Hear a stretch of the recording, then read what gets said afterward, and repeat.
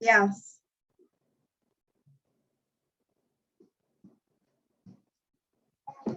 Here. I have to be on a meeting until I get some basement talk. I'm gonna get a meeting. Okay. Can you go downstairs and throw away the crackers that they asked you? Yeah. And can you help me get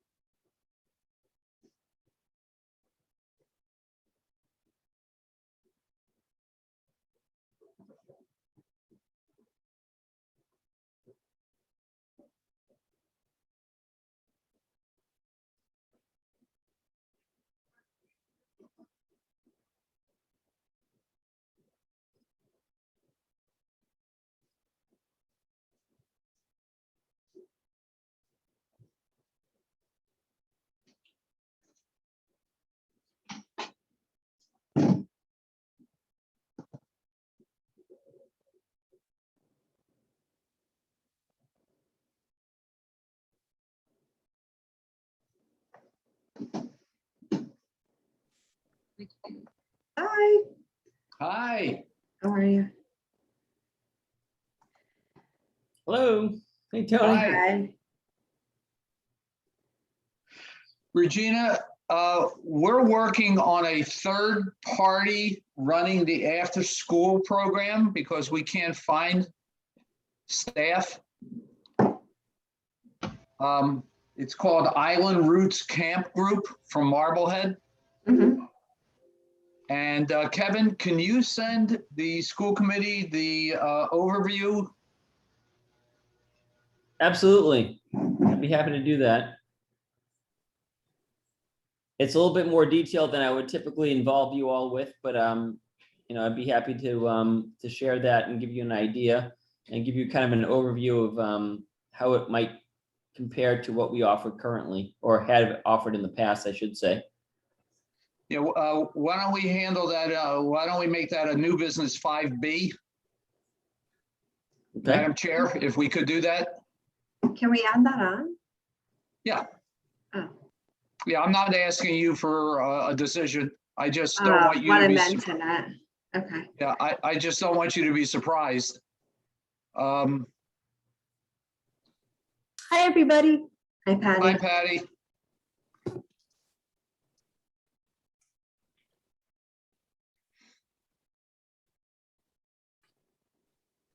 I've been recruiting people, and the best I can do, Madam Chair, is that a couple of teachers have thought, or a couple of staff members actually have said, I'll work 1 or 2 days a week.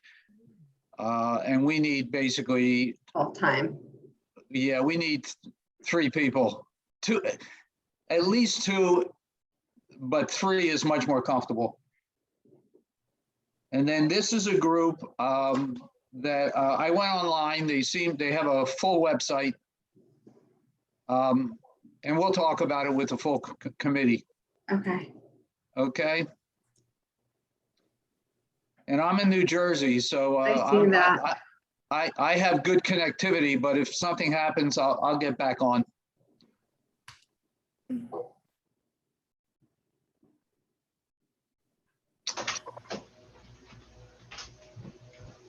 Madam Chair, with your permission, I'd like to thank the members of the school committee for their generosity.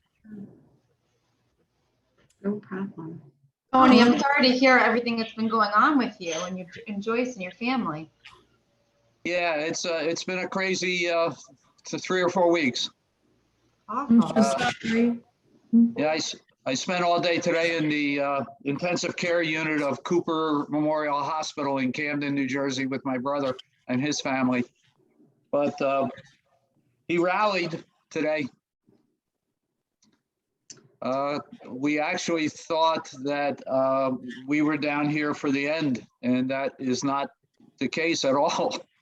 Oh, Oh, that's wonderful news. Yeah. Yeah, unfortunately, his condition, he's on dialysis and he has blood pressure problems. And the blood pressure medication, I'm no medical person, so if this doesn't make sense, I apologize, but the blood pressure medication that he's on can only be given to him if he's in an ICU. yeah, that makes sense. And you can't stay in the ICU forever. Hmm. So they're trying to figure out. So today, some endocrinologist said, well, maybe it's his adrenal glands. Nobody had ever mentioned that before. So from now until Friday, they're going to try something else. And if he doesn't get any better, they're going to probably, the family will withdraw medical support. Wow. A lot going on. Yeah. And then we moved. Yeah. And then Joyce has literally her 2 best friends have had tragic circumstances in the last 3 weeks. Oh, my God. One fell off a horse and is paralyzed from the middle of her chest down. And her best friend that she's known since 1971, and our children grew up together, has late stage pancreatic cancer. Oh, my gosh. So we're juggling a bit, but we've been lucky. I have to say, other than my aged parents and my brother-in-law, my grandchildren and children, and knock on wood. And my brother's 80 plus, almost 81, and he's had a great life. He's a member of the New Jersey State Athletic Hall of Fame. Wow. So, A lot, Tony. Yeah. yeah, all at once. Especially for Joyce, I'm worried about her, but I just sent you all the executive session minutes from Yeah, I saw 6:22 that. Thank you. electronically. I apologize. I obviously I wasn't in the office to send it. All right. I think Beth is joining us right now. So if everybody's okay with it, I can admit everybody that's in the waiting room right now, and we can call the meeting to order. All right. Hi, Beth. That's all right. That's all right. All right, I'm gonna open up the waiting room.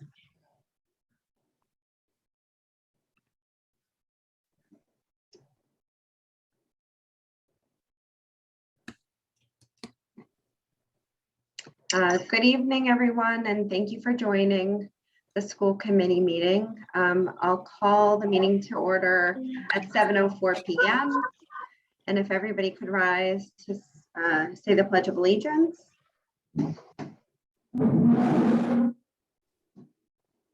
I pledge allegiance to the flag of the of the United States of America, and to to the republic For for which it stands, one one nation, under God, indivisible, with liberty and justice for all. I'm just going to go through and mute whomever is not on the school committee, although there's a time for public comment later on in the meeting. So for the first order of business, can I please call for someone to make a motion to approve the regular meeting minutes from July 13th, 2021, if there's no discussion about said minutes. I'll make a motion to approve the meeting minutes from our last meeting on July 13th, was it 2021? Yeah. Thanks, Patty. Can I have a second? I second the motion made by Ms. Karas. Thank you, Ms. Anderson. Any discussion? Seeing no discussion, all in favor of approving the regular meeting minutes from July 13th, 2021? Ms. Sherlock, Ms. Dam, Ms. Karas, Ms. Anderson. Motion carries. Next order of business, Mr. Parentazzi, could you please give us an update, facilities update, anything that's pertinent?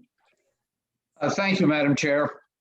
The facility is looking in great shape. The custodians are working very hard to reestablish the more normal location of our programs and clean all the desks, all of the blinds, all of the furniture, polish the floors.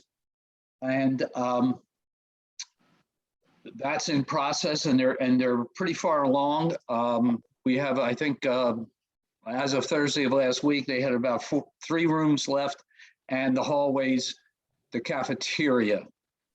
The HVAC has not been redone. The rooftop unit, we're still waiting for parts. However, I have asked the town treasurer to encumber those funds so that they will come out of fiscal 21 funds rather than fiscal 22 funds, which we had the money in the fiscal 21.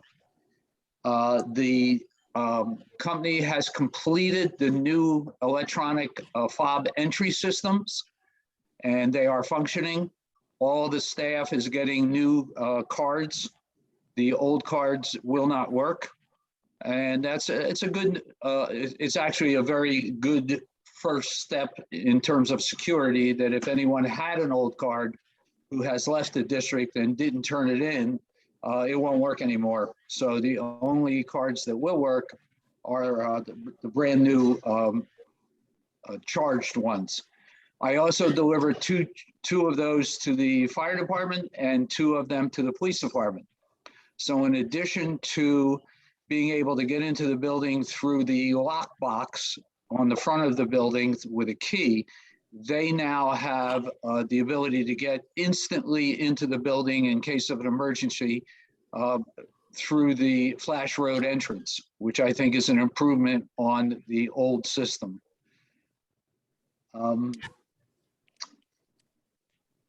And I think I did tell you already, but if I am repeating myself, I apologize. We had the masonry repaired, the brick wall and the cracks in the concrete.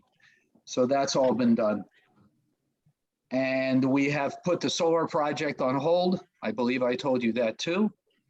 And the Green Communities is moving forward ASAP with the LED lighting project. The grant was approved for the entire community, approximately $192,000. And about half of that, maybe a little more than half, is for the Johnson School. So we will be replacing all of our incandescent lights and fluorescent lights with LEDs. And that will save us a tremendous amount of electricity cost.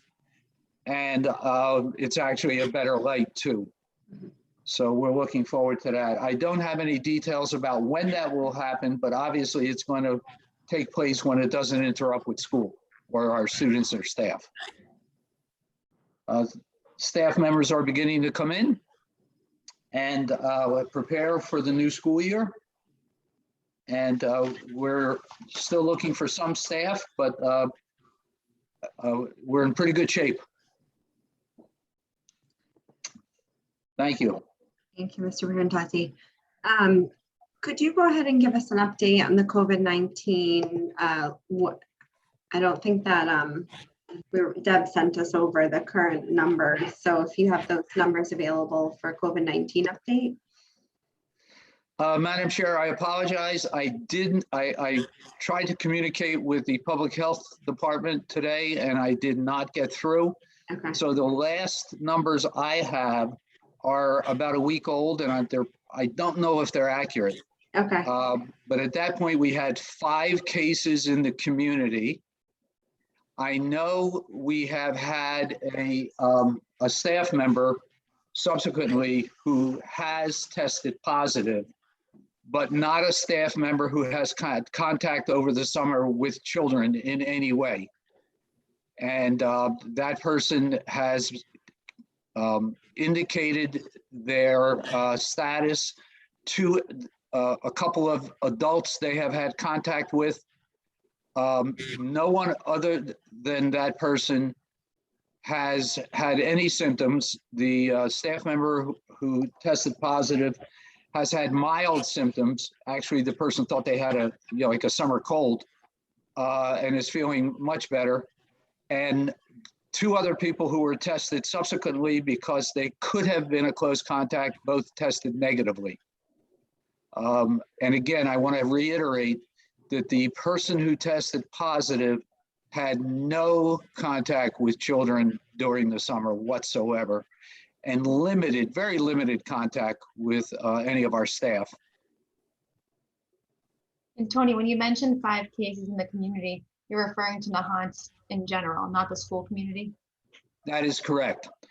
To the best of my knowledge, in addition to the one staff member who, by the way, does not live in Nahant, that we had one student who tested positive, but was cleared about 2 weeks ago. Mm-hmm.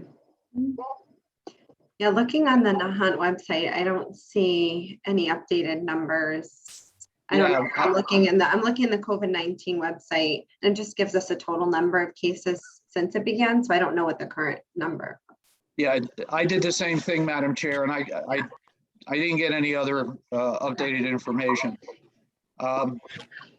So the 5 cases, actually the 6 cases that I'm aware of are 4 adult individuals who had no contact or with our school at all.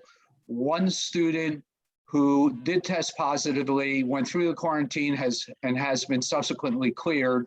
And the 1 staff member that I just recounted to you, that individual will come out of quarantine on the 24th of August.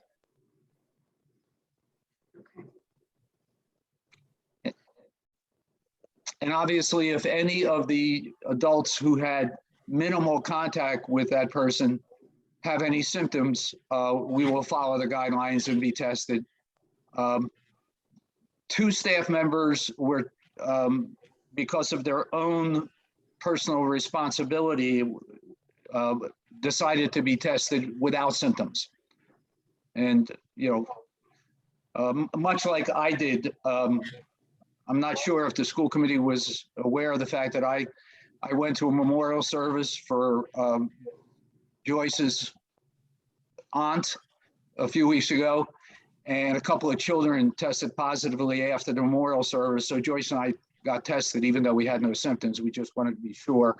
And when I went to work, I was tested on a Monday. I went to work on a Tuesday, and I wore a mask and stayed isolated all day. And then Tuesday night, my results were negative. As were Joyce's. Yeah. All right. Thank you for that update. So the next order of business is basically the reason that we called this meeting tonight. is that we wanted to discuss school opening and what guidelines we'll have in place for school opening. So I know that, we've had some input already in terms of, some potential guidelines that we could have put in place. I'll just reiterate that consistent with, current recommendations, both federally and from the state, we're opening in person and we'll be fully in person. So the discussion is mostly focused on, what other safety precautions that we need to have in place in order to continue to be in person. And I don't know if any of the school committee members would like to start the discussion and have any recommendations that they'd like to start off the discussion with. Is this all that's there? Oh. Sorry. Okay. No problem. Gina, this is Michelle. I don't mind talking about what I had, what my thoughts on it were. Great. Thank you. Yep.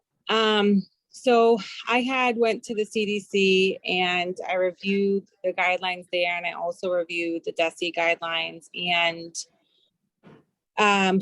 also keeping in mind the repercussions, I guess, of being in close contact with somebody who was sick. I took that into consideration as well. And so where we were successful last year in keeping distance from everybody, I thought that physical distancing should be a priority. When you're in close contact with somebody, it defines that as being within 6 feet for 15 minutes or more over a 24-hour period. I think that if we start with the physical distancing of 6 feet like we did last year, that we would be able to allow the children and staff members, if they chose to, be able to sit at their desks 6 feet apart, be able to have snack and have lunch in the same area while they're unmasked, to receive some sort of a normal instruction communication with their teachers. Second to that, if it was needed, that according to DESE standards, that they could be within 3 feet together while masked. And with that masking, I think that anybody, whether they're vaccinated or not, should wear a mask while they're in common areas. And like, for example, at the beginning of the school, everybody comes in with a mask, they get in, they get settled, they go to their desks. And upon, if they're having whole class instruction and they're all seated, that they could take their masks off. But if they get up to do an activity, then they have to be masked, because my concern is that people view masks as like an ability to be close together, and that's just not what it is. Because at the end of the day, I think that we want to prevent spread. Mhm. And if that's what our goal is to prevent spread, then I think that those things are first and foremost important. Thanks, Michelle.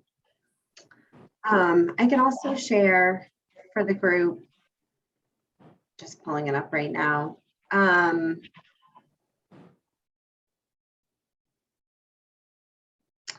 here we go. I can also share for the group, because I know that she's not able to be here, the recommendations of the public health nurse in Nahant. And I'll just read it because it's pertinent to this conversation. She wrote us an email in regard to guidance for school reopening. At this time, the current recommendations from the DESE and DPH is mask wearing for grades 1 through 6 and physical distancing at 3 feet in the classroom. Outside activities will not require a mask.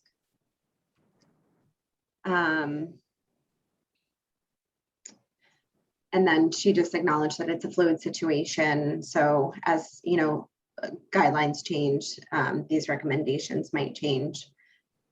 One thing that I think is really important is that we were successful with, having all students mask, including our kindergarten and preschool aged students. So I think, the recommendation to have all students masked, particularly when inside, not physically distanced, is really important.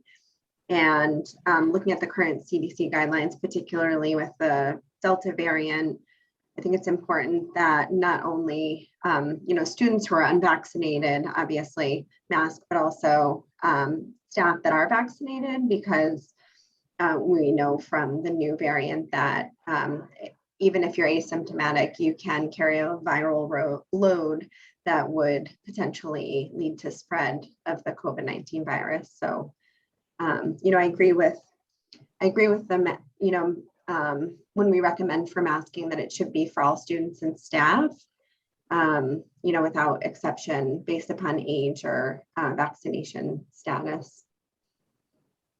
I'd just like to say, too, I think that a large part of our success last year in maintaining a safe environment for our students was that we relied less on creating our own rules and regulations and more upon the recognition that, this pandemic has been a fluid situation in which we're continuing to learn and adjust. Variants emerge, we continue to learn and adjust. And so I think what gave me great comfort last year was that we made sure that our policy was to keep in line with the CDC and DESE recommendations as they evolved, and that we continue to respect that and move with it. And I think this is another example of it. Here we are, and we're at a point in our community in regards to infectious disease where vaccinated individuals were supported in taking off masks even when in close contact with others. And now that we have learned more about what's emerging and what's changing, there's an adjustment to that recommendation from our experts in the country.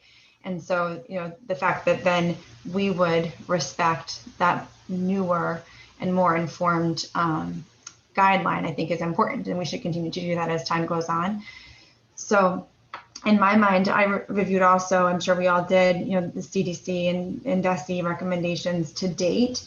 And it feels like what we did last year was make sure that we were meeting the minimum criteria at least. And then we, as a school committee, enhanced that, by adding a little bit more distancing, because we had the luxury of being able to do it, even if it was difficult within our building, it was achievable. And so we did it, and it enabled us some flexibility in the way that our school day operated. We were able to offer snacks, like Michelle's alluding to at students' desks. So when we look at what we see here, it's mask. The recommendation from the CDC is masks for all. And I can't see a way around that. And then the minimum distancing of 3 feet. If we can achieve 6, that would enable us to allow the students to have masks and water breaks at their desks. And I would, lean on the administration to tell us operationally how they see that as either, an ideal model or not. But I think, when masks are coming off and students are going to eat and drink, wherever it is the administration feels like that'll happen best, distancing is going to be key. So I'd be interested to hear what they have to say, but I think right out of the gate, I would support masks for all based on the recommendations of infectious disease specialists and epidemiologists and all the other specialists who contribute to public health. And then the distancing minimum of 3 feet and more if masks are coming off. Madam Chair, if I may. Yeah, I think masks, 100% masking while indoors is the key. The only question in my mind is the physical distancing. And I believe that 3 feet, which is the current recommendation by all of the professional groups, is a good way to go. That going from 3 feet to 6 feet physical distance in a classroom confounds the educational process. We have rooms that aren't big enough for the numbers of kids, so we'd have to split them or have double rooms and make the educational process harder. It's less normalized than I think we want to have it this September. However, if that's the guideline 6 weeks from now, 2 weeks from now, whatever, then we have to go to it. But we have spent a lot of effort and time reestablishing a more normal educational environment at 3 feet. The other issue is that we have already talked about snacks and eating, and we're not in favor of children snacking in the classroom any longer. We did have issues with rodents last year. We took care of it. We accelerated our coverage with the professional group that takes care of that.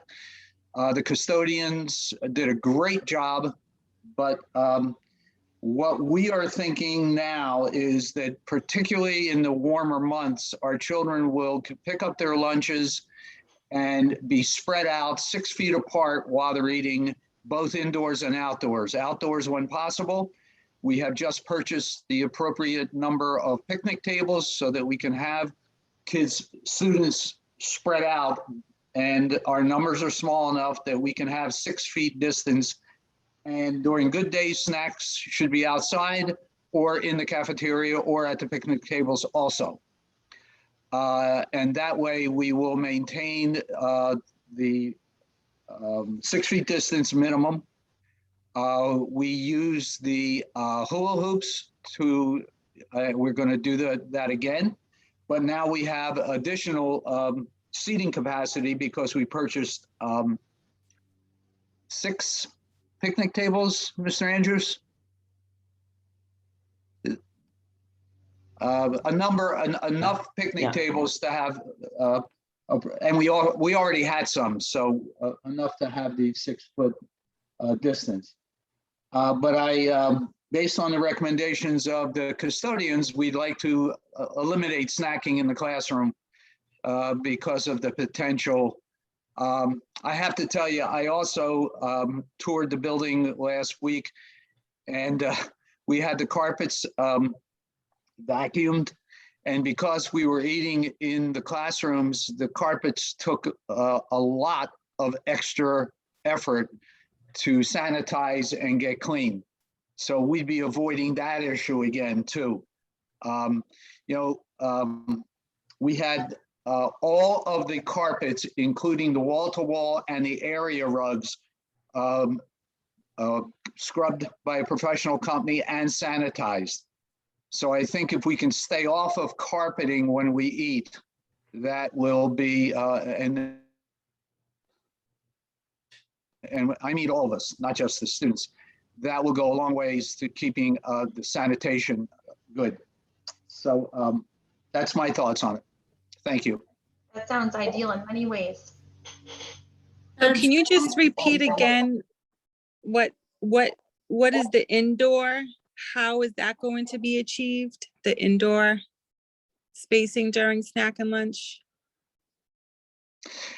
Sure. Indoor snacks would be done in large spaces like the cafeteria and the section of the library that does not have a carpet, or in some cases we have classrooms that are small enough that, we have class sizes that are small enough that students can be 6 feet apart. We actually only have 2, and Mr. Andrews, please correct me, I believe we have 2 grade levels that would have to go either separate into 2 groups for snack to maintain the 6 feet apart indoors, or would have to go to the large space. I count 3. I count 3 by just 3. one extra student. Okay, Mhm. okay. But that's really close, right? Yeah. The third one, yeah. Yeah. The problem is if we go to 6 feet distance, then we lose the large area because we have to use it for class space. So it would seem to me that it's better to keep the 3 foot distance, have snack at 6 foot distance in alternative areas for the variety of reasons I gave you, including that that's really better for education too. Some of the students had a difficult time when they were so spread out in 50 feet of classroom, or actually more, a double classroom. And that's what we would have to return to for consistent 6 feet spacing. If I can add it so to be clear, with 6 foot spacing, one class would need to be in the cafeteria. Right. Is what it comes down to when Mr. Parentozzi is talking about a large space. Last year, we had a couple students who stayed remote, and that brought us just to the point where we could have all classes in person in their classroom, knowing that if 100% of the students came back in person, it would just get us right over to that number, because that 6 feet creates an extra row, and that just creates a situation where we don't have a room that large. And then we would lose the cafeteria Right. for all of the uses that we need it for, because it's a classroom. Then kids would be eating in their classrooms all the time, snack and lunch, which we would prefer not doing. Yeah. A point of clarification. So in years past, pre-COVID, did all classrooms eat their snack in another environment? Because did classes always go to another room to eat snack, or is this new? Mr. Andrews, Well, they ate snack in their classroom pre-COVID, except that we didn't mind how far apart they were. Right. So if we want to get 6 feet during snack, we would need to go to a different space. Which would put them over the, okay, all right. Yeah, so, they could eat 3 feet away from each other. We have 3 classrooms that cannot be 3 feet apart in their typical configuration. We're hoping to go back to having an art and music classroom, having, having some spaces like that. And a cafeteria for indoor snack and maybe lunch. Did you say that there are three classes that can't 3 foot distance, or that can't? Okay. 6 foot distance. Okay. We can get all the students in the Johnson School into the school in person next year regardless, but we would need to use the cafeteria if we wanted 6 feet. And so one grade would have to have their classroom in the cafeteria. But if you did 3 feet, then it's fine, is what you're saying. That's right. Everyone can stay in a typical type classroom.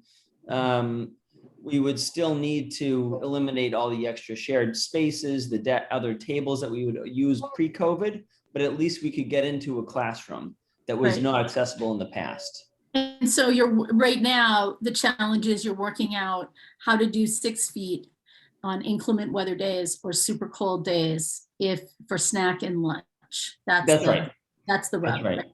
And you're trying to figure that out as you can. Mm-hmm. I think this makes a lot of sense. I mean, the science is clear on masks. So it feels like there's a consensus that a mask mandate is the right way to go for everybody. And, what I hear from the Department of Ed and all of the folks that are giving us scientific information is that vaccination for anybody who can get vaccinated, really, really pushing that as much as you can, and masking, as we can mandate that, are the way, those are the 2 biggest things that we can do. We should do them, right? And so I'm a big fan of that. And I think with the 3 feet versus 6 feet, we've got to balance in that we want to be able to get as many kids back in school as humanly possible, right? Because loss of education is also a piece of this pandemic that we're weighing. And it sounds like you have worked out, or just about working out, something really viable. If we use 3 feet as guidance for now, because that's what we know to do now. right? And then 6 feet, for eating, which I see the nurses that are part of our group, nodding their heads around that. So like I defer to that knowledge. I think the only thing that I wanted to add into this conversation is just that these times are difficult and the language of post-pandemic is a little faulty. We're not post-pandemic. And that teachers, but as a genre, teachers plan. And it is very difficult in this profession to sort of be held where you know that your plans may not be the ones you start with, might not be the ones you open school with, might not be the ones you come back on January 1 with, et cetera, January 2. And so I think compassion and transparency around what will be the pivot point, what will we do if this or that happens with the virus, as much as we can. And then I think, helping our whole staff as a whole understand that there's just so much we don't know about this variant and what else may come down. I think having those conversations transparently, being open about what we don't know, being planful about what we can try to do in terms of plans B and C will help, hopefully, help educators help to settle into this, very difficult time, because there are some industries that by nature have to be very, very nimble. And while we have to be nimble with individual students, it's hard, for a profession that really relies on significant planning to be able to reach everybody. So I just want to be compassionate there. And hats off to the two of you for leading us through this so safely and trying to get everybody back in school. I think these recommendations make a lot of sense and I appreciate them. Thank you, Ms. Anderson. Madam Chair, the only thing I'd like to add, and I defer to the medical people if I misspeak in some way, the difference between this August and last August is we have a lot more information about the lack of communication of this virus on inanimate objects. At this time last August, we were spraying and cleaning and doing the doorknobs multiple times a day and doing, spraying the environment every evening. And it seems from what I have read that the CDC has come down on the side of sometimes all of that cleaning that we did is as bad as not cleaning. That's one major difference, and I just wanted to mention it. Not that we're not going to be sanitary, because we are, but the transmission of the virus is basically airborne, person to person. It would have to be a rare circumstance where the virus would be transmitted from a desk or a door handle or something, and that's information that we didn't know this time last year. So we were, so that relieves a lot of the tension and stress and I think anyway. But again, I agree. I think, we've learned the concentrating on hand hygiene, masking, and distancing. Those are the 3 pillars, right? So that's right. I think you're right. And we were all wiping down groceries a year ago because we didn't know. We just didn't know. And we have continued to learn, and we appreciate the efforts that have been undertaken to feed us this knowledge. So you're right. I think that should be one less stressor. And like you said, although we're always attentive to hygiene and cleanliness, our focuses can be hand hygiene, masking, and distancing. There was also updated information on ventilation as well from the CDC, just to say that there's not clear evidence that it is transmitted via That's HVAC right. systems. Right. So that's another thing to consider.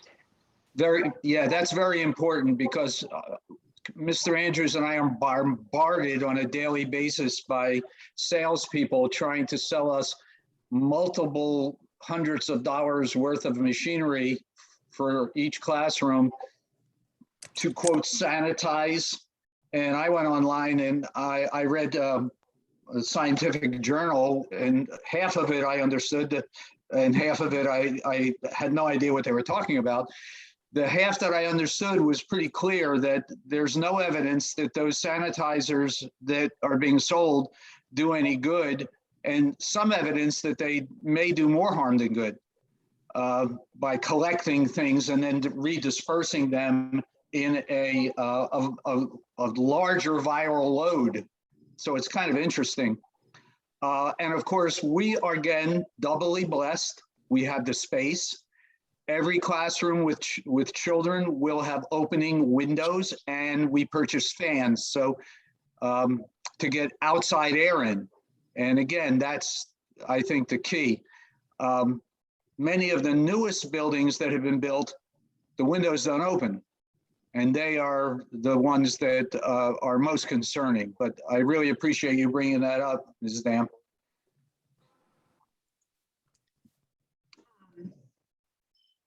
I think it's obvious that we all know that, masking and distancing and, vaccination are, the most important things that we have to prevent COVID-19 to the best of our abilities.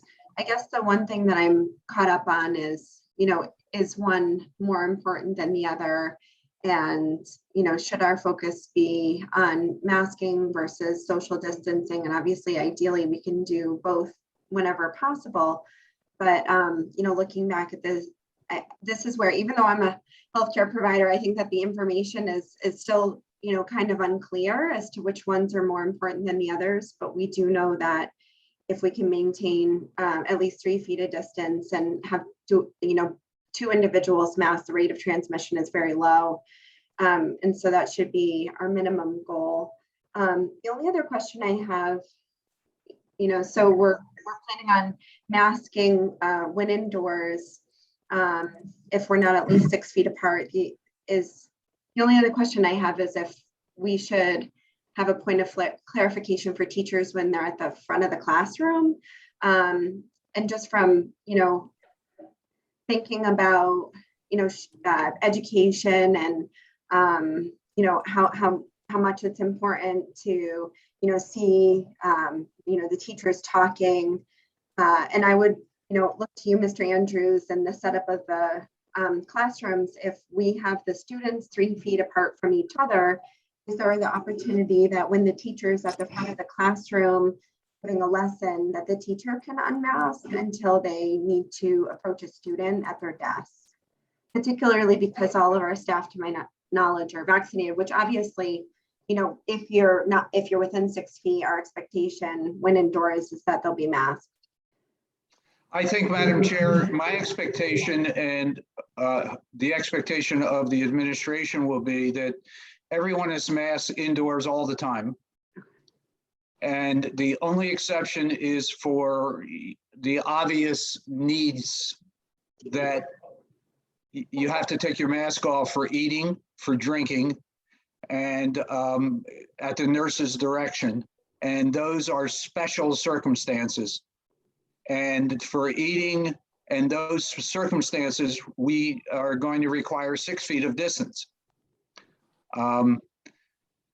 Even though the staff is vaccinated, I guess with the variants, the stuff I have read, and again, I will stand corrected, is that the masking is the key. I just read a study a re-study actually of medical workers in New York City, that during the height of the New York City explosion, the medical workers had an extremely low rate of contagion. Now they were wearing N95s, obviously, but they were inches away from contagious people on hours at a time. So it seemed to me, and again, I will stand corrected, that the mask is the thing that we need to make sure that we have no variation of our expectation. Well, I see what you're saying, Gina, and I that was one of the things that I wanted to bring up as well, is like for those children who are in lower grades and learning to read, And, just, I mean, even for everybody, it's just that verbal communication with their teacher. They are going to be 6 feet apart in the front of the classroom. I just, would think that it would be okay if they needed to show sounds, vowel sounds, and read and have that, because that is a form of communication. And I just don't know if you guys have seen a decline or an increase in needs, especially those new readers or people who are still continuing to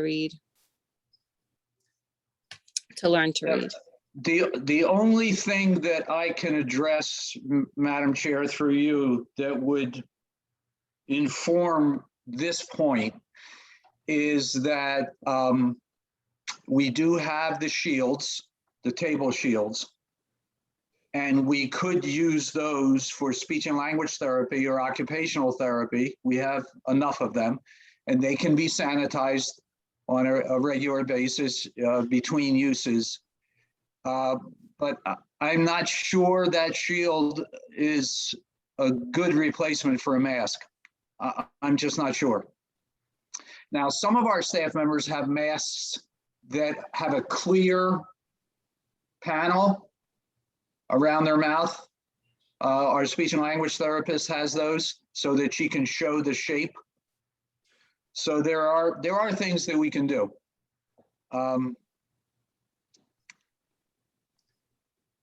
I think it sounds like in my, as I imagine the circumstance, being a teacher and standing in front of a classroom and trying to project and trying to communicate clearly, and then the experience of a student trying to learn, I can see the importance of being able to see someone's mouth, and I can see the importance of the facial expressions on the teacher being really important, but I can also see the discomfort of a teacher trying to project and having a mask, and that it could be uncomfortable.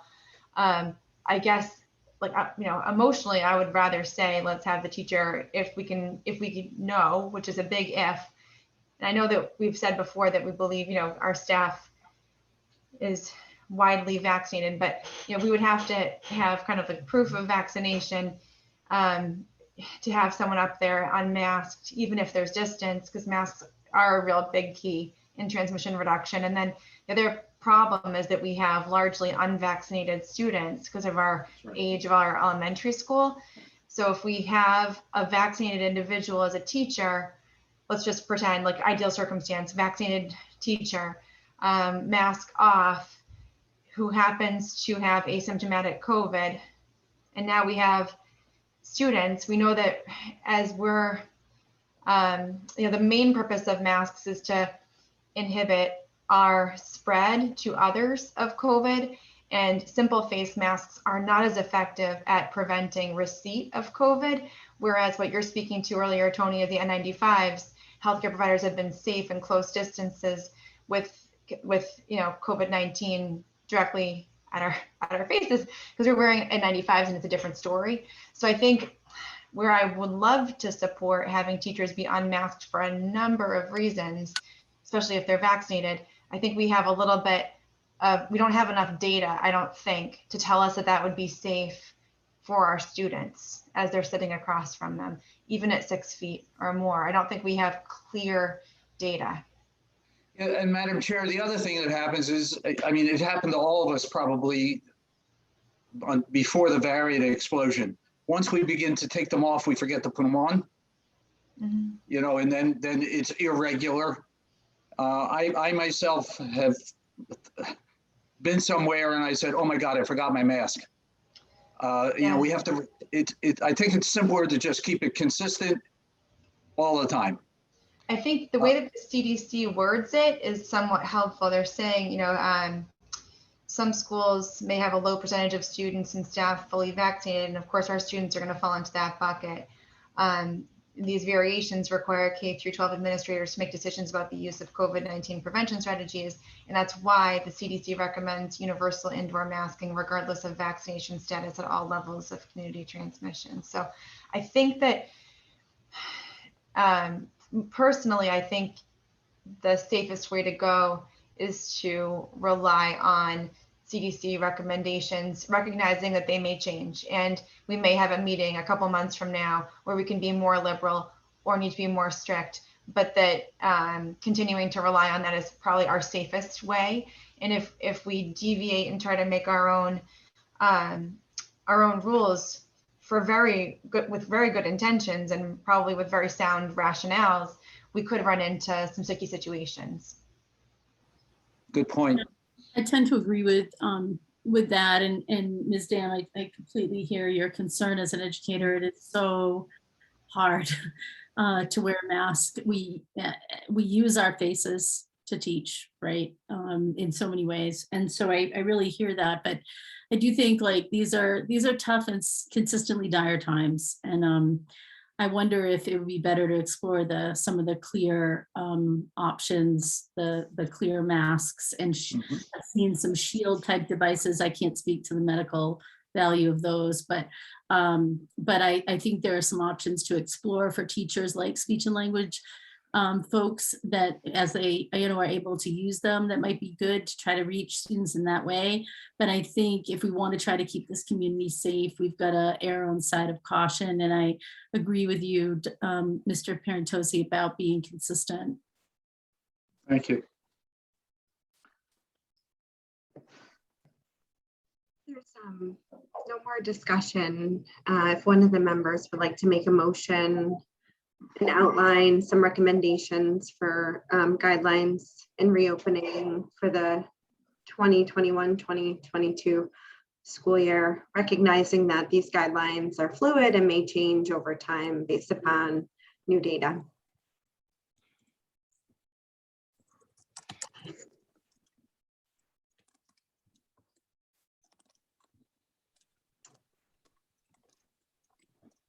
I can do it, and if I need to rephrase or need a little input from others, please feel free to jump in. So I'd be happy to make a motion for an opening plan for the 2021-2022 school year for the Johnson School in regards to COVID-19 precautions. That we require universal face mask use for all individuals while indoors,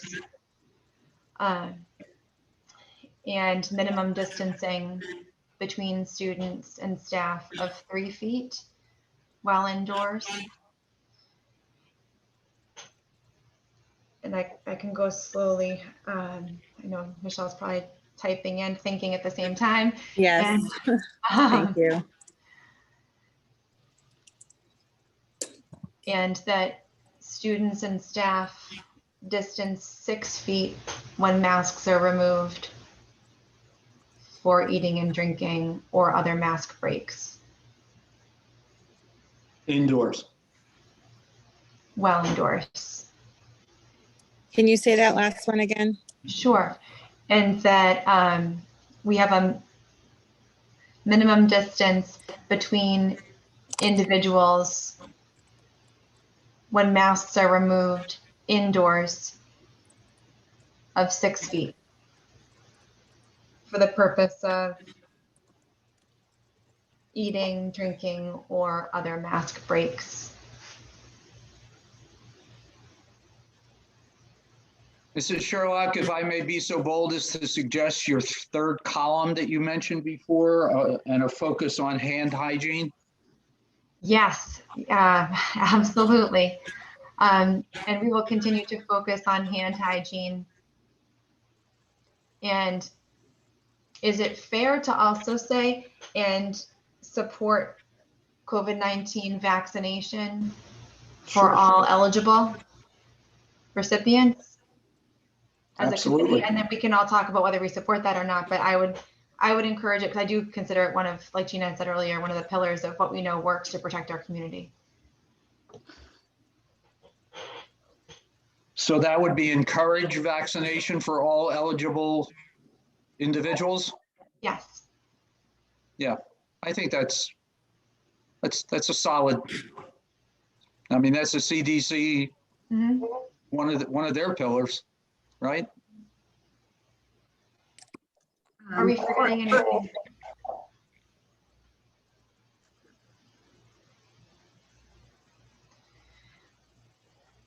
I think we'll have that And for that, a point of discussion after we have a second for the motion. I second the motion made by Ms. Sherlock. So just a quick point of discussion. In terms of the added piece about vaccination, I think the important term is recommend, because I don't think that we have any plans to mandate anything. So, No. Consistent with current CDC recommendations. And I just want that to be clear to everybody, that we can encourage it. Yep. Any other discussion on the motion that's been made before we go to a vote? Do we need to include any language about the fact that we are opening with a fully in-person model? I know that the Department of Education has already kind of said that, so we already kind of have that umbrella and blanket behind Right. us. We don't need that language in our plan, do we, Mr. Parentazzi?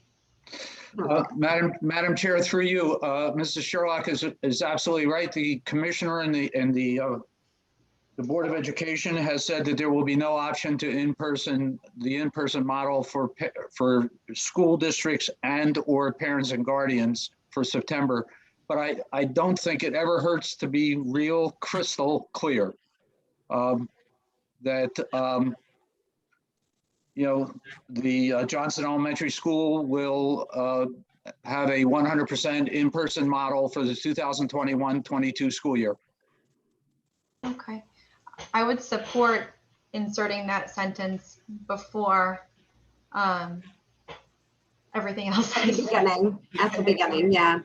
I think it's important to reflect any changes that we're making. I think that when it's something that we're continuing to do, I don't know that we have to outline every single thing, but I think it would be good to be clear that we're opening 100% in person. I do too, especially because, what we're doing right now is It's different than what was done in the spring. So just so that I can make sure I have this all correct. So Lauren, motion to approve the following opening plan for the 2021-22 Johnson School for full in-person learning by Lauren Sherlock, second by Beth Anderson. Number 1, masking for all individuals while indoors, regardless of vaccination status, with a minimum distance of 3 feet apart. Number 2, minimum distance between individuals when masks are removed indoors of 6 feet for the purpose of eating, drinking, and other mask breaks. And then number 3, I have focus on hand hygiene. So is that is there anything more specific about that, or? Continue to encourage hand hygiene. Yeah, I don't think we should be too specific about timing and things like that. I think that can be very difficult, but our staff can interpret that appropriately, but continue to focus on hand hygiene. And then strong, oh, sorry, Ms. Dan. And then 4, recommend vaccination for all who are eligible to receive it. Sounds great to me. Thank you, Michelle. Excellent.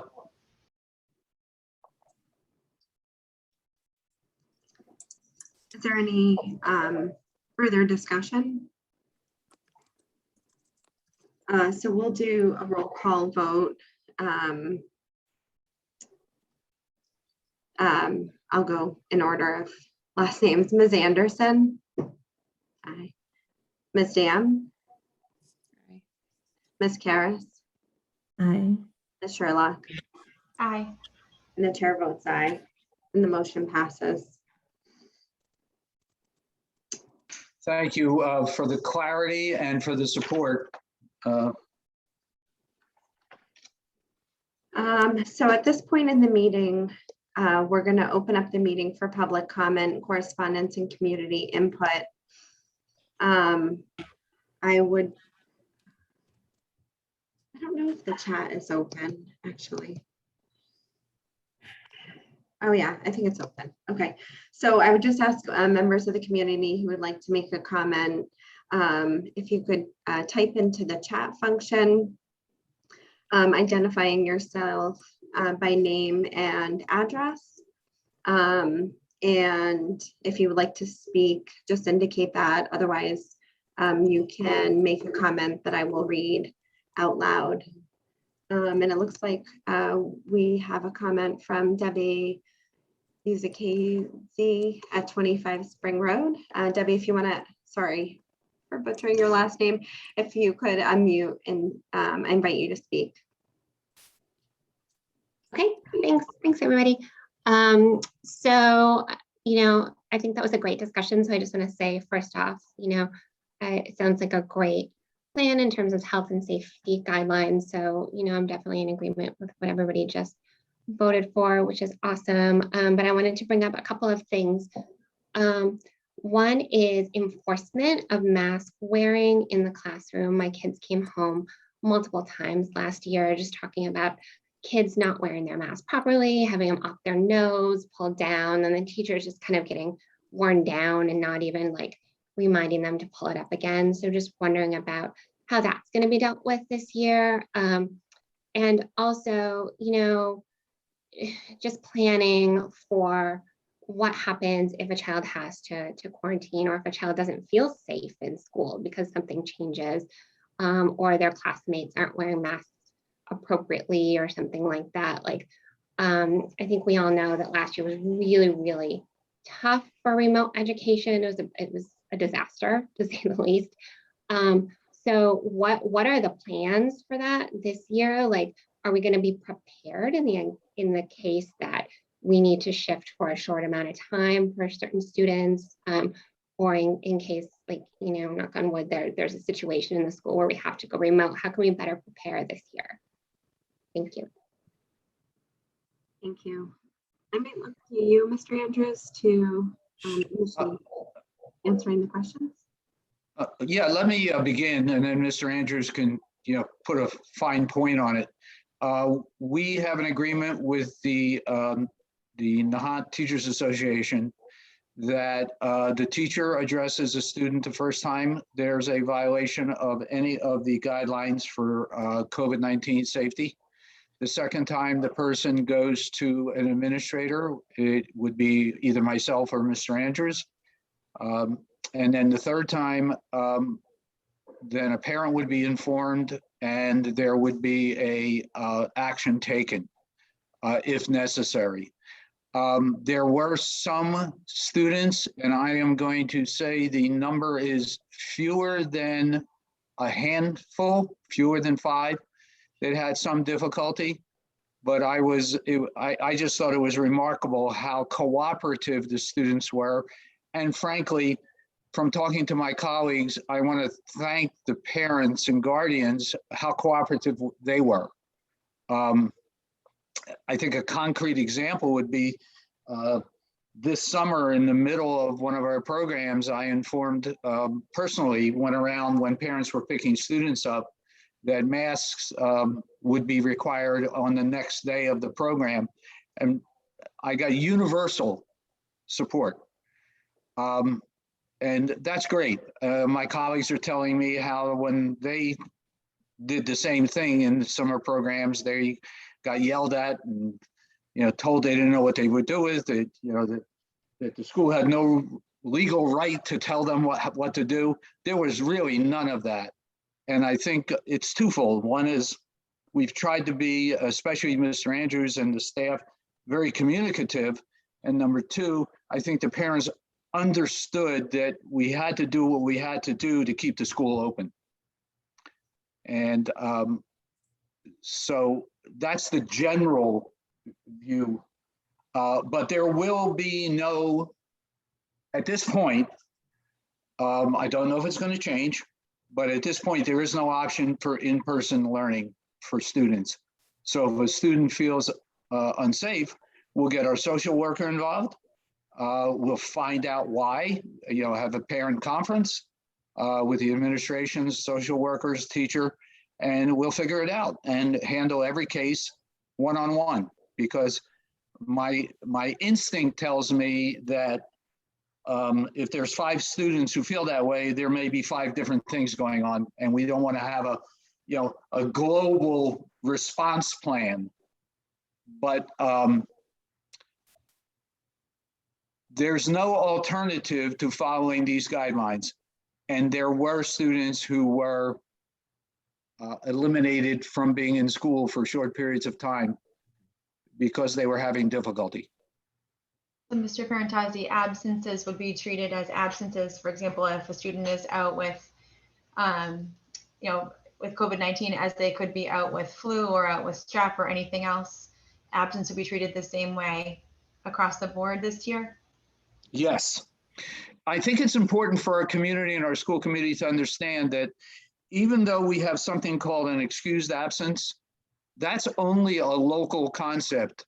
The federal government doesn't recognize, they have 2 columns at the federal level. You're in school, you're not in school.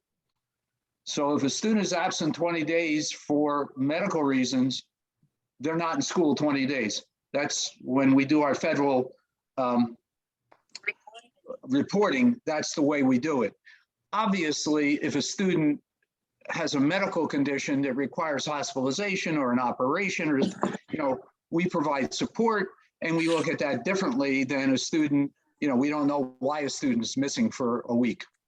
But the federal government doesn't recognize that difference. And I saw Ms. Anderson nodding, so we've dealt with this. But COVID-19 quarantine will be an absence, to my knowledge, unless it changes. The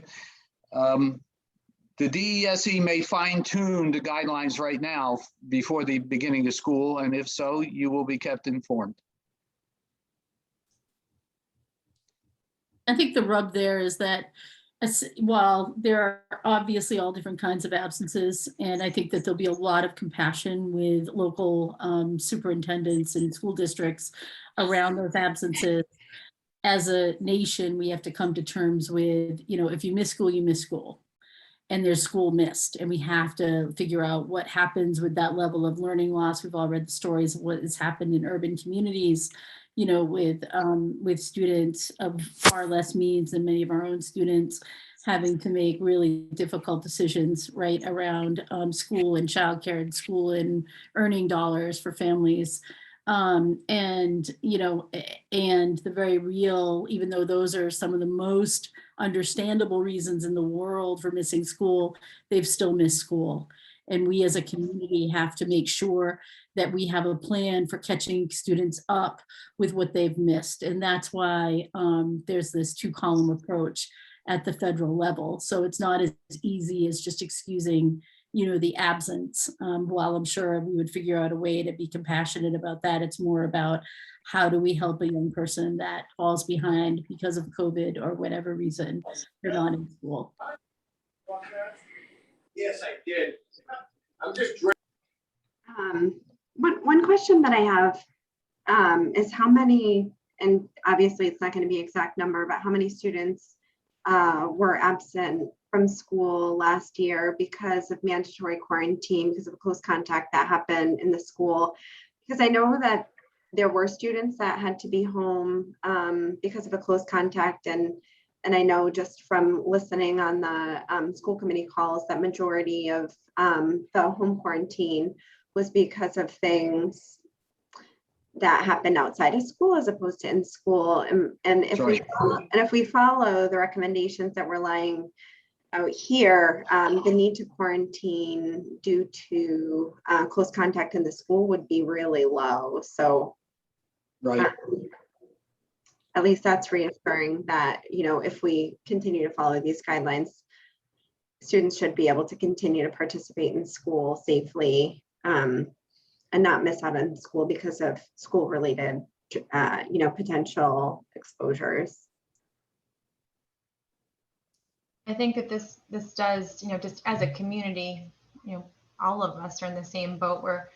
As all of us who are parents of students anyway, just need to kind of remind ourselves that, we have to be really vigilant, again and still and again. And, as we go into more of an indoor time, we want to protect our students against needing to quarantine whenever possible. And we can all fall into this bucket at any given point because we're humans living through a contagious pandemic. So of course, any of us could have this affect us, but we'll also have to do our best. And if we have to quarantine, I guess what I'm hearing is, we'll treat this like any other infectious disease that would require absence from school. And this is something, even when the height of this pandemic has receded, when we're into somewhat of a more normal life, I imagine something like this will continue to remain with us. Just like when you have strep, you have to be out until you're on antibiotics for a certain amount of time. We're going to have to live with some kind of a protocol for this for a long time. So I think what I'm hearing makes some sense.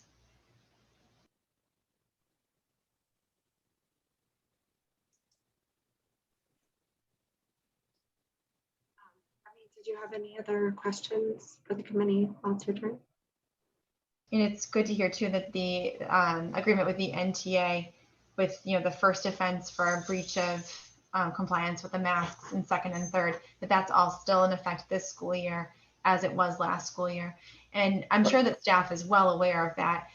Is there an opportunity as staff return to school to make sure that that's kind of highlighted, before the students come in, to remind them that they have a backup, staff has a backup, this is again the policy, this is again what we are supporting, and that you have the backing of the administration as staff. If a student hasn't complied after the first time, please escalate it immediately. This is the expectation.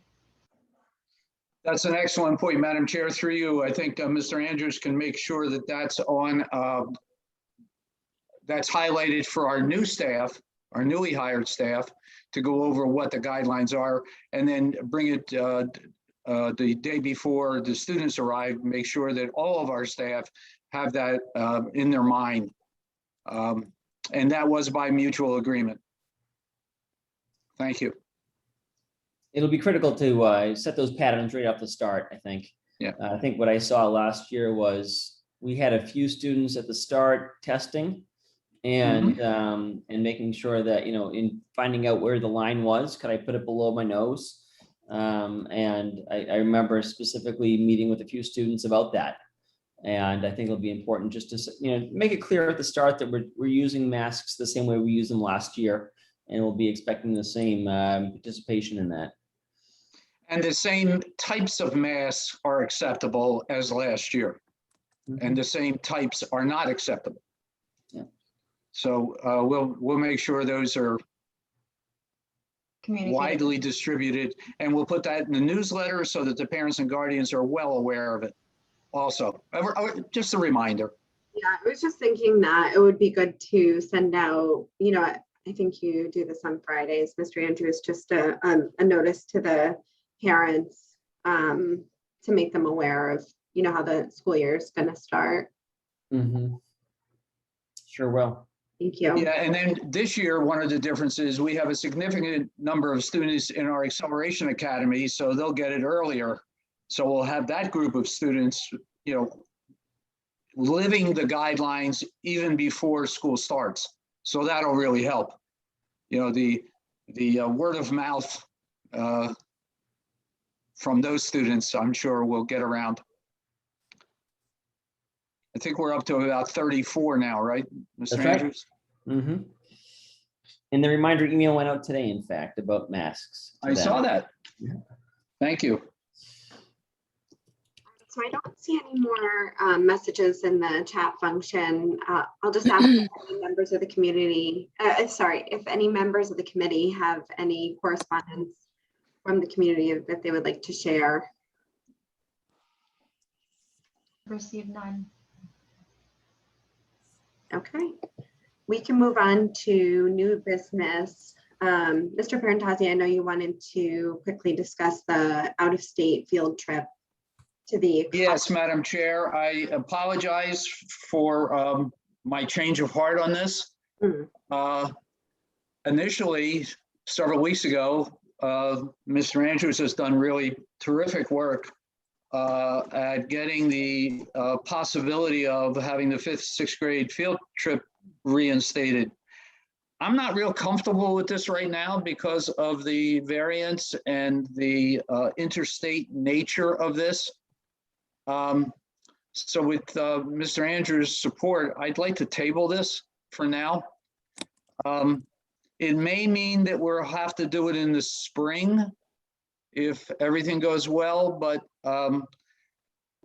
Mr. Andrews, I respectfully will recognize your position on this if it's different than mine, but No, it's unfortunate. So much has changed in just 2 weeks. Yeah. People are coming into the building with masks on, and kids that are new to the school with masks on, and it's very disappointing. I met PTO tonight about what we could do next year, and we're really pushing. What we want to do is we want to keep on asking, can we do this now? Are we ready for this now? And have that conversation and let everyone know that we hope to get back to typical as much as we can, as soon as we can. So I think it's important that we brought it up, that we investigated it. But I think I agree with the superintendent that things have just changed so much in the last 2-3 weeks. And then, Madam Chair, there's no 5B on your agenda, but I do want to bring up something that just came to my attention today. Mr. Andrews has done a terrific job of investigating our extended day program potential.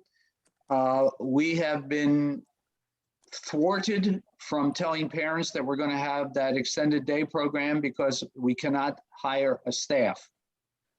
Mr. Andrews has sent you communication that we got at the end of last week from a company called the Island Roots Camp Group.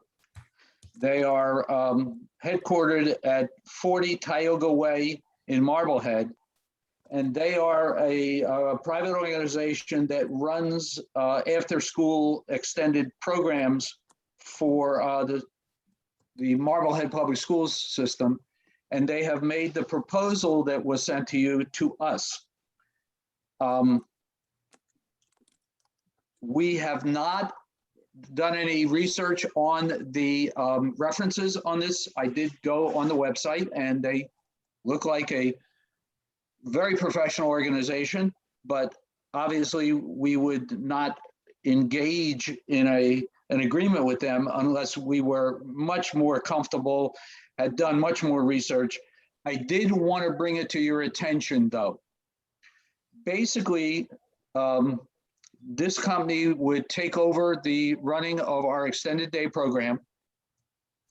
For the first year, they would use your agreed to fee structure. They are suggesting a little longer day than we had typically. So the day would go from 2:15 to 6 p.m.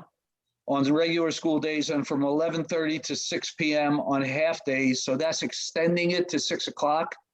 And the shorter day would go from 4:15, which was our tradition, to 4:30. And they would run the program. They would be in charge of all the billing, all the hiring, et cetera, staff training, et cetera. What we would be responsible for would be the use of our facility and publicizing the event. And obviously, having done third-party contracts in my very short career for other things, we would have a problem-solving process that when issues came up, we would be able to address them cooperatively with this organization.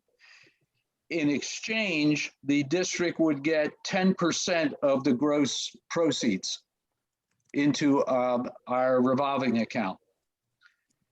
So I'm not ready to recommend this to you this evening. I think it has potential.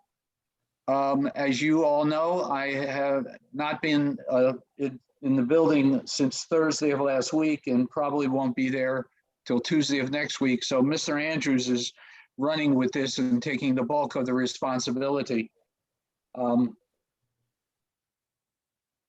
This is an exciting idea. It's an exciting solution. May I ask one question on the email that you sent?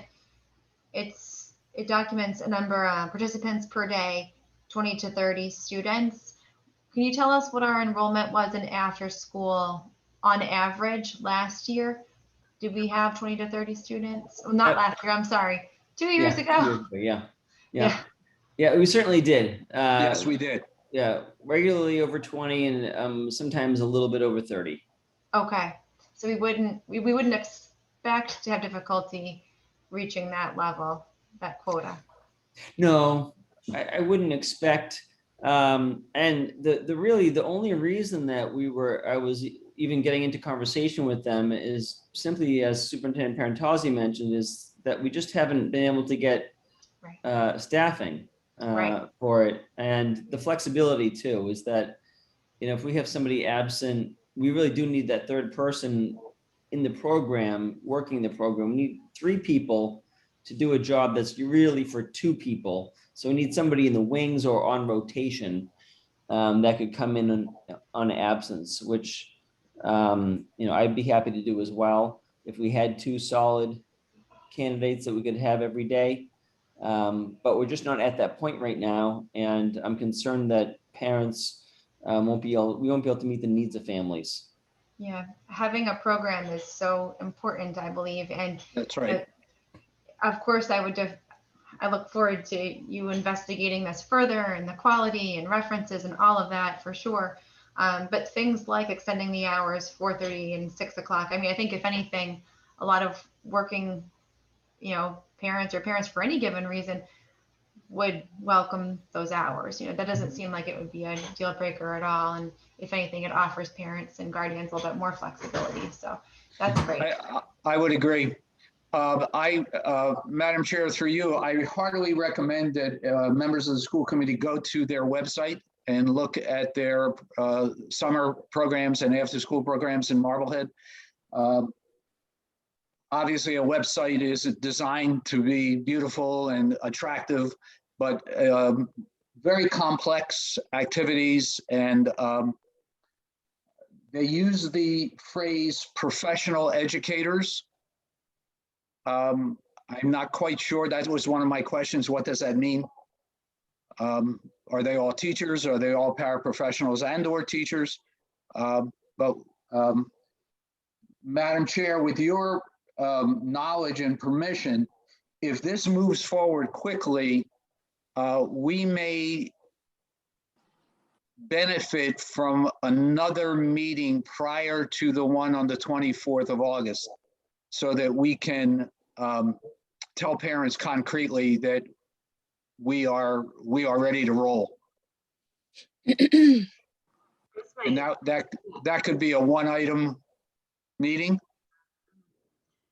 with your permission. Now, looking at our calendar, our next meeting is 1 week before school starts. So I am concerned about waiting until that meeting to vote upon it.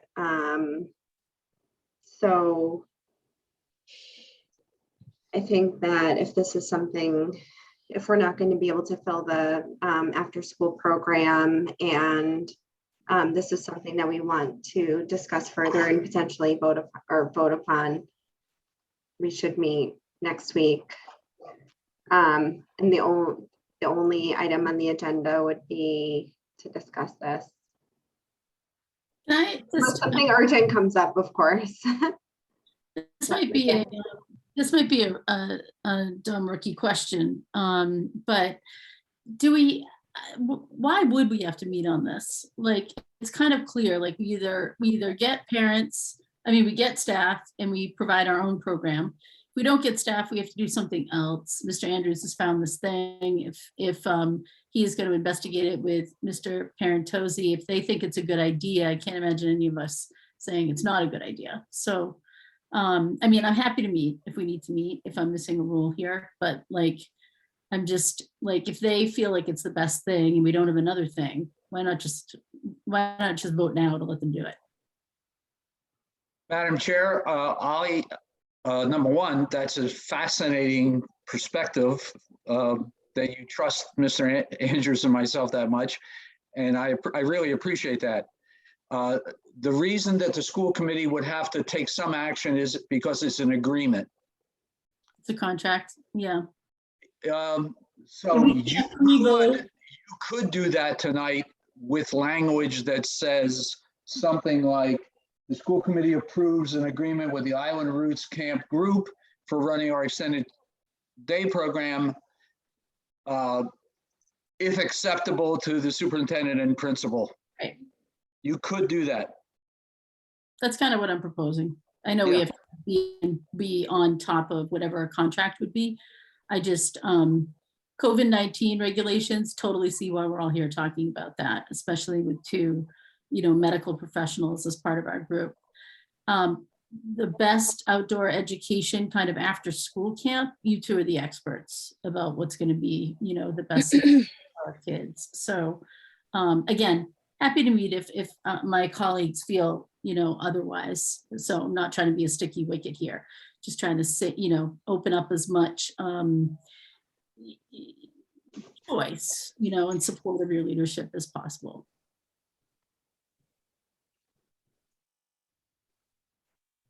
I don't know what to say to that. I don't know if other members of the committee have some feedback on. I guess my only question would be and this would be totally appropriate for Mr. Andrews and Mr. Parentozzi to figure out, but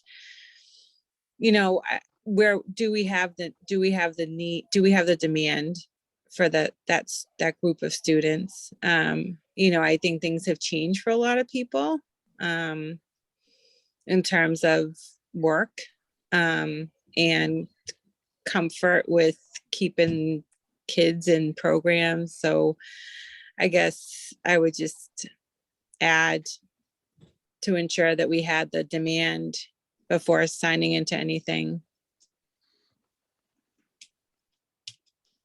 with a company that has that limitation, I guess. Yeah, what would be the outcomes if we didn't have the volume? I mean, I don't even know if Mr. Andrews, if you've gotten enough in the conversations to have these answers, but what would be then the outcome if we couldn't fill the number of students that they're expecting? And Yeah, we don't know. Yeah. I don't see that we're assigning to guarantee a certain revenue stream for them. I don't see that in their short 2-pager here. I do know that I've had just a small couple of parents saying, this is critically important and I want to use my public school and I want to support my town school, and I won't be able to if we don't have a program. So my main concern is just, if we have 15 students this year even, it's critical for those. And also it's parents that are teachers, it's parents that are first responders. Everybody's important, but not everybody has an option, of course, to work from home. And so, it would be great if we could provide something economical for them. Medical people too. Yes, of course, exactly. I agree that I see it as a critical part of our school, being able to realistically offer, public education. I think in this day and age, after school program for many people requires that, something nearby, something reliable, something they can find. If we can provide it, I think it's really important to do so. And if I agree with Beth when I really think about what she said, that if you as the administration vet this organization, just as you do any hire that you make within the school, any staff that you hire, you don't come to a meeting with us before you hire staff. This is a little bit different, but not dramatically so, in that, you're the folks who decide who take care of our kids. And you do a great job and you've earned our trust tenfold for it. But so I think, with a time crunch right here, with a dedication to providing a program, I think it is important to make sure that that we have, some kids who need it, but you've already done that. I think, if we agree that we want a program and we're just giving you the authority to find a safe one and make it happen, I would feel comfortable with that. I don't know how other committee members would feel, but I agree with Beth on that. No, I feel the same way. I mean, we all have total faith in your ability. My only question is, are there any other alternatives? No? Sure. So great question. I know that Swampscott just signed with their program over to the YMCA. Hmm. And so I know the YMCA is going to be coming into Swampscott for that. I haven't had the opportunity to have a conversation with any directors over there. The Lynch Van Otterloo, why, Mr. Andrews? Okay. That's right. It's through them. It's through that base, but it's on site, I believe. So I believe the program will be on site.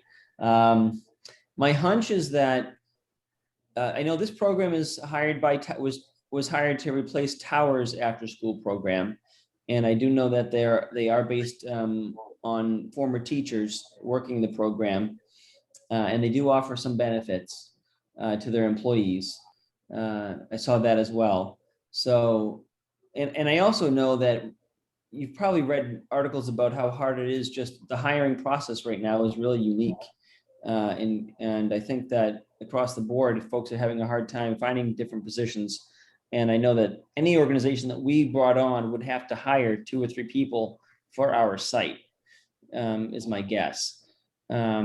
So, you know, I'm really curious about how they're going to do a better job than we've been doing in recruiting, but, you know, they must have a channel that I'm not familiar with, because I would be happy to, you know, run it myself. But anyhow, point being that I think we do need to give them the time to bring people on board. I got the feeling that they might use an administrator of theirs to backfill the position until they hired the 2 people they needed. But they felt they could get one on board at least for the start, and then backfill it with other folks that they have on staff. You know, when you But- get messages like that, keep the message on. Did you say, Mr. Andrews, that Tower School had hired them to replace their after-school program? Like they've been running that for Tower a while back?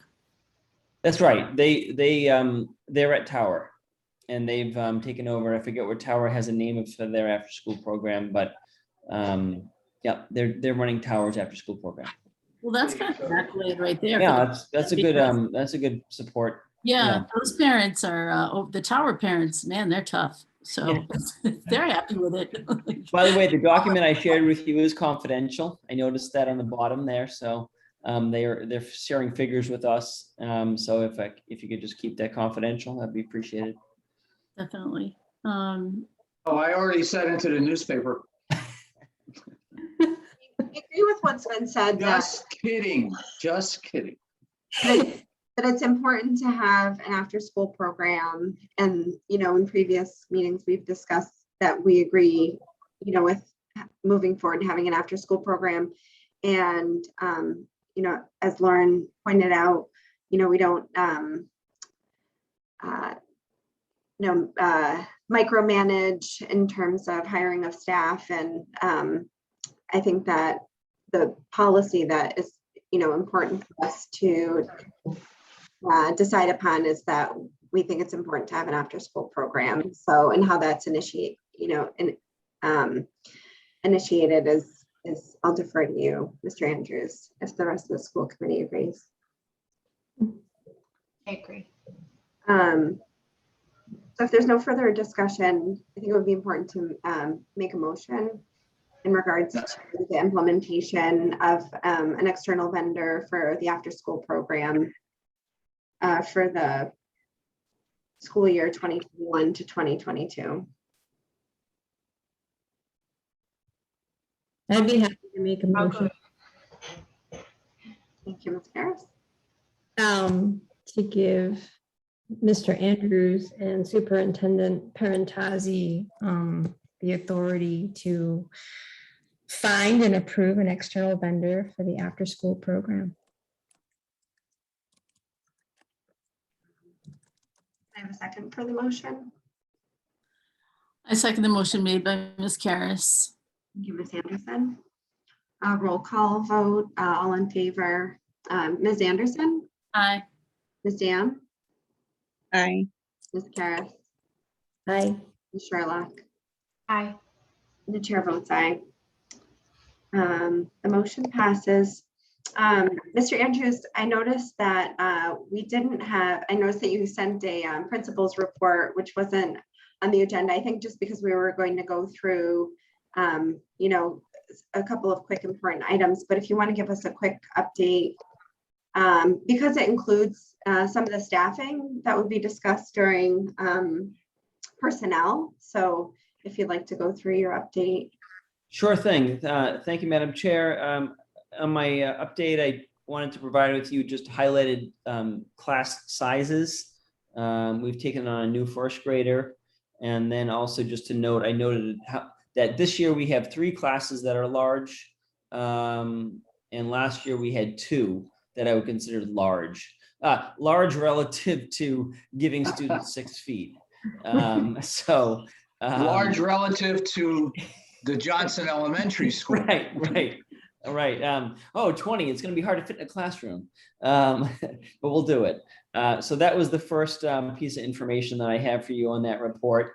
Then I just wanted to highlight that we've been busy bringing people on this hiring season, and the superintendent will speak a bit more about that in his section. And we're still looking to hire a preschool paraprofessional, a music teacher, and we still have the after-school program open for staffing. I was able to interview somebody who was a fantastic candidate, but we couldn't really make an offer without a program in place. We need to really have 2 or 3 people to guarantee a position. So I may be referring to him to Island Roots if we decide to bring them on. Our 4-week summer camp was well received by the students, I believe, and parents anecdotally also shared that their students were excited to come. And so I want to thank Allison Polito and the staff that worked the summer camp for those 4 weeks of learning and adventure. And then that reminder, next week starts our Back to School Academy. This is Monday through Friday, 8:30 to 12:30. And we'll have 3 teachers, 3 classrooms. And this is an academic program that's targeting small groups of students. Each teacher will have 10 to 12 students and really focus on honing skills for the coming school year with individualized instruction. And just a reminder, August 24th, we're having a bike safety rodeo, and that will be hosted by Safe Routes to School, our partners at Mass DOT, and we'll also have the new Chief of Police coming to attend that, as well as our Officer O'Brien will be there as well. And so that'll all happen on August 24th to lead us open to the start of the school year. Oh, and then to add to Superintendent Parentozzi's report on the facility, thanks to Ryan Sherlock's hard work, we got a Gaga pit installed at the school. I know his lobbying was strong, and the students really did enjoy using that. The kindergartners and first graders in camp had fun with it right off the bat, and I know the staff got involved with the game as well. And that's the beauty of Gaga, is that your strike zone is knees and lower, and so everybody has a relatively sized strike zone, and so big kids and little kids and adults can all play together and have fun. So I'm looking forward to implementing that in the coming school year. And that concludes my report, Madam Chair. Mr. Parentozzi, tailing off of that, would you like to go through the personnel update? Thank you, Madam Chair. I think I have very little at this time to add to what Mr. Andrews mentioned. We have hired the first grade teachers, the second grade teacher, the kindergarten sub, right, Mr. Andrews? She'll be in soon. Yes. Okay. And of course, our director of special education. And we are still looking, and our physical education and health and our art teachers are phenomenal hires. They are experienced. Our art teacher is literally a world-class artist, and our health and physical education teacher, although new to the K-12 circuit, has been a college athletic coach for several years. So we are thrilled. We're still looking for a music teacher, 1 day a week, if anybody knows of anyone who would like that. And then we're down to the 2 paras. So we have the music teacher, the preschool para, and the K6 para. And they are both posted as, the paras are posted as full-time and part-time. So we can be flexible. We got a couple of part-time, which makes a full-time, we would do that. Mr. Andrews, did I catch that all? I think you might have conflated we have a kindergarten para signed, and today we interviewed a kindergarten long-term substitute. That's right. And so that's the person that I'm going to be a certified teacher who has several years' experience, and I'd like you to meet with her. Wonderful. When you're available. I will do it. You can set her up for Tuesday. Great, will do. Ms. Melanson and I had a wonderful meeting with her today, Great. and we hope you'll agree. Mr. Andrews, what day would the music teacher need to be on campus? We're looking for Thursday right now. Thursday, all day. Thursday all day. That's right. There is still flexibility in that. If I can, the other people that we have hired are independent workers for themselves, and so they may have schedule flexibility if I give them time. Okay. And we're also looking for that person to do some work in addition to the regular general education teaching with our performing arts. Right, drama. And orchestra, band. Right. Something. Yep. The world's smallest band for the world's smallest school. but powerful. Thank you, Madam Chair. Thank you for those updates. Do any members of the committee have any business? I don't have any business from the committee. I don't. Madam Chair, if I may, I would just like to extend my sincere gratitude and appreciation for the members of the school committee for their delicious surprise that they gave Joyce and I. We had 2 dinners out of your generosity. The eggplant and the salad were both phenomenal. And I have to tell you, I have to plead the fifth on the fact that my lovely bride did not share in the Danish. They were just too good. I scoffed them all up.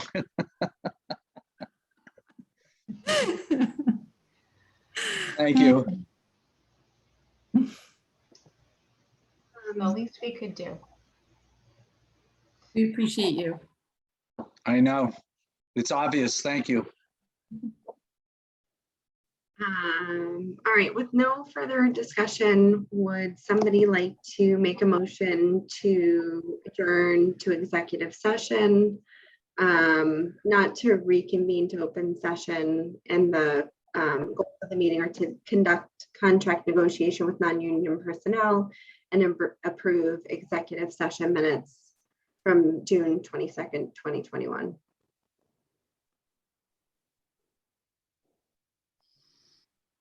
I'm happy to make a motion as so stated by the chair, if that is appropriate. Can I have a second? I'll second that.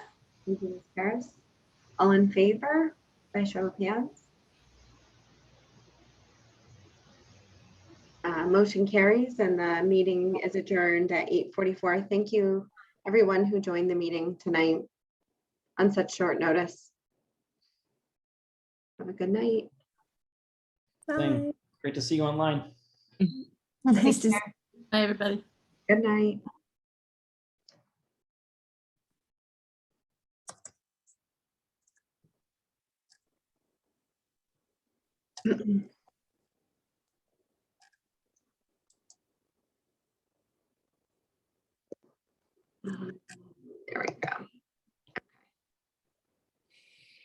I'm just gonna stop recording.